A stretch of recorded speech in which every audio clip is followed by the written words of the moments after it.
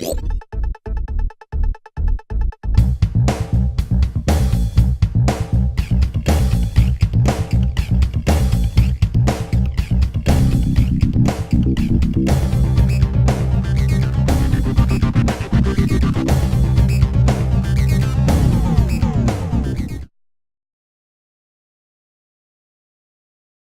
up, guys? Show for Gamers, episode 14. I am Jay.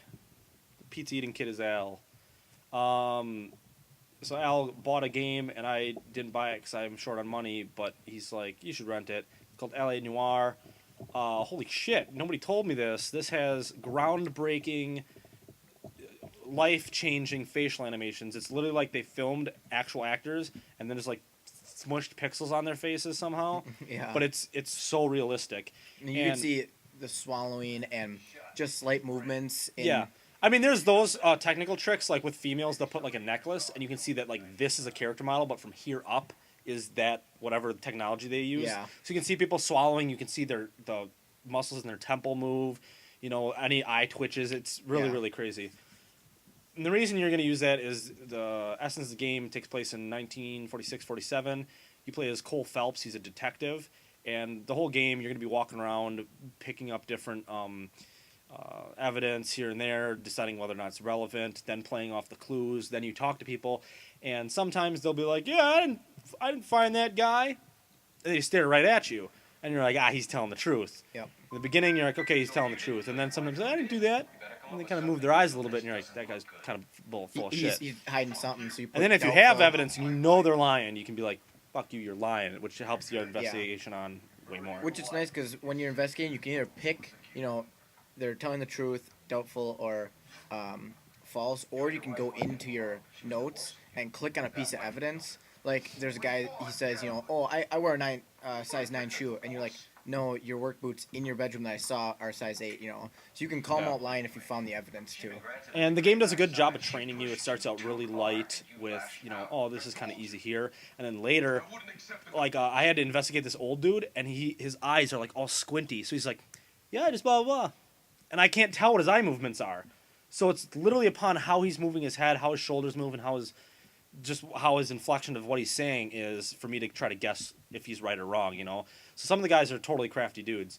The other cool thing is you can drive to different places. It's a big, all LA's there from 1947 and whatnot.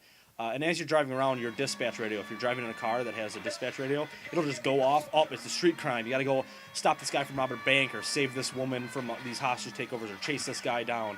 And so that aspect makes you kind of feel like more of a beat street cop or whatever, and it stops it from getting too repetitive. Yeah, and it helps because you get experience, you level up and stuff through that, as well as investigations and stuff. And the game, again, it does a nice job of bringing you along. It kind of teaches you how to do evidence stuff with, like, being in traffic. Then it gets a little more complicated with homicide, where it's really about the evidence and where people were.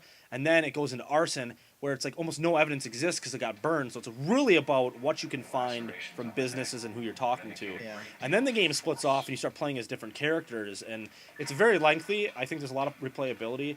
Cars are great and everything. Graphics are awesome. And like I said, it's groundbreaking. And there's not a lot of detective games out. Yeah. And I'm pretty sure that the new software with the faces has to take a lot of room. I know there's a lot of cutscenes, because the Xbox version, it's 3 discs long. But I only played for about 5 hours, and I had to put the second disc in already. And I read an article that they toned it down. It was supposed to be 7 discs originally. Yeah. And so they cut a lot of stuff out of the game. So maybe there'll be some downloadable content coming up. On PS3, you said it was 1 disc? 1 disc. Yeah. Because they're big. Because they just have way more data. But it's a Rockstar game, so you can expect weird technical glitches. Like one time, the game loaded, there were no walls, and everybody was creating mirror versions of themselves as they walked. And then when I was done with my interview, I was walking in a dreamscape. I couldn't tell where I was, so I had to restart the game. I've had other times where I'm in a police chase, and all of a sudden a completely locked up, unmovable NPC lands right in front of my car, and I hit them, and then I get penalized for hitting a pedestrian. It's like, you shouldn't hit civilians. Like, he came out of nowhere. I'm like, he appeared in front of me a millisecond before I was there, so screw him type of thing. Other than those kind of graphical hiccups, the game's beautiful. It's a pretty awesome game. 9 out of 10 for LA Noire. Red Faction Guerrilla. Not Guerrilla, I'm sorry. That's been out for a while. Red Faction Armageddon is coming out. Duke Nukem Forever is coming out. It's all coming out. Yeah. Stuff's coming out, so... We're going to start getting into, September, November time. That's when. And we all know Gears is probably gonna be a 2-part. We're gonna talk for 28 minutes about Gears. We're just gonna orgasm over Gears the whole time. So, because we love it. Yeah. So, hey, 2 in a row. Didn't he did the episode this time? Probably. Are you trying to say I'm not who I am? Wait. Are you trying to say I'm not who I say I am? Aha! I almost fucked it up. DJ Tallgeese again.